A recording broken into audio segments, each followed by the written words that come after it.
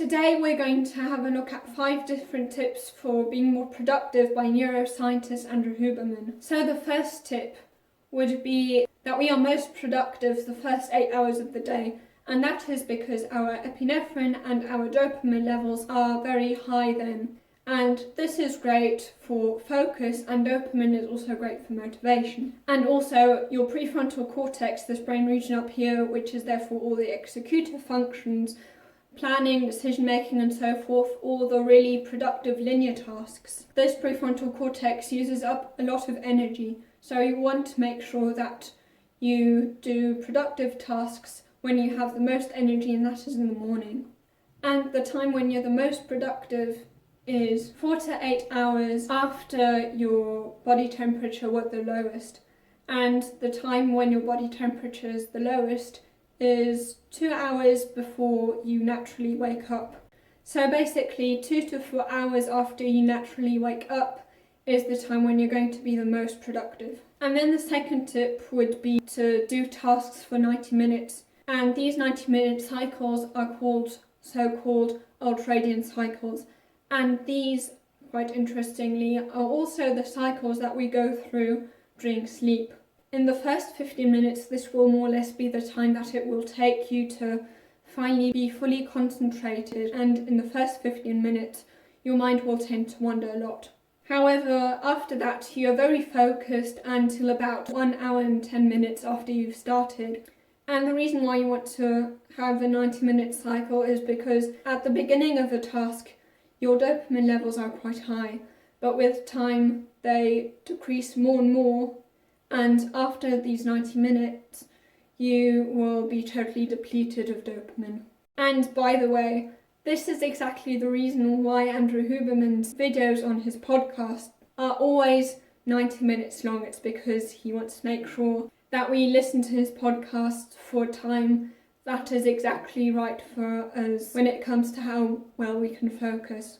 And then the third tip would be that fasting increases epinephrine levels and therefore makes you more alert. Now obviously we don't recommend fasting all the time because that would basically be anorexia and we don't want to go down that route. However, one good thing you can do at least every now and then for your focus would be intermittent fasting.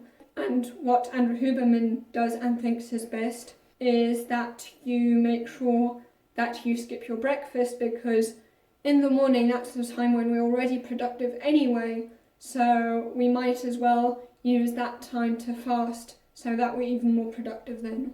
Not only because of our epinephrine levels, but also fasting is a good idea for focus, because when we eat we naturally feel more tired, basically because our blood is going to, after we've eaten, when we're digesting, is going to flow towards our gut, and therefore less blood is going to flow towards our brain, and that's why we feel more tired and less productive. And also when it comes to, you've probably already heard this in biology class, there's the parasympathetic nervous system and there's the sympathetic nervous system, which are basically opposites. The sympathetic nervous system is the one in which we feel alert, and the parasympathetic one is basically the rest and digest system. After we've eaten, when we need to digest, we have less energy because we're in this parasympathetic nervous system phase. And if you think about it, it makes total sense that we would be very alert, and that due to our sympathetic nervous system when we're fasting, because that is basically a sign for our body that back in the days when we didn't basically just find food in the grocery store, back when we had to actually hunt to get our food, we would have to feel alert when we haven't eaten for a long time. To be able, we'd have to be in the sympathetic nervous system to be able to actually be alert enough to hunt our food. Whereas once we've eaten, we don't need to hunt anymore. And also back then when there wasn't any processed food, when we didn't have food that was very, very dense in carbohydrates and fat, we would have to conserve as much energy as possible. And therefore we would then, when we don't have to hunt our food in order to survive, would try to conserve as much energy as possible.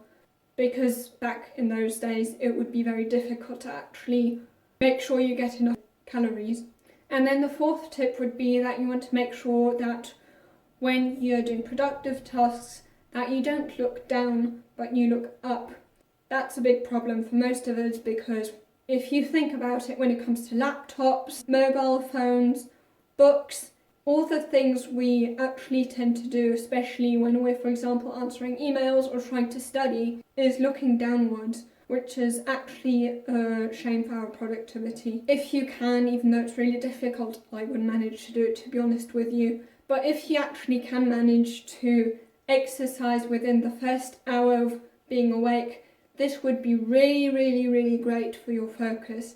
And if you can't do it in the first hours, I also can't, at least try to do it in the first 3 hours. Because what this does is that it prolongs this phase in which you're extremely productive, and therefore you're not only productive in the morning, in the early morning and mid-morning, but also in the late morning and early afternoon. Now, if you want to be productive in general, you also need to have great sleep quality. So if you want to know tips on how to sleep better by Andrew Huberman, you can watch this video here.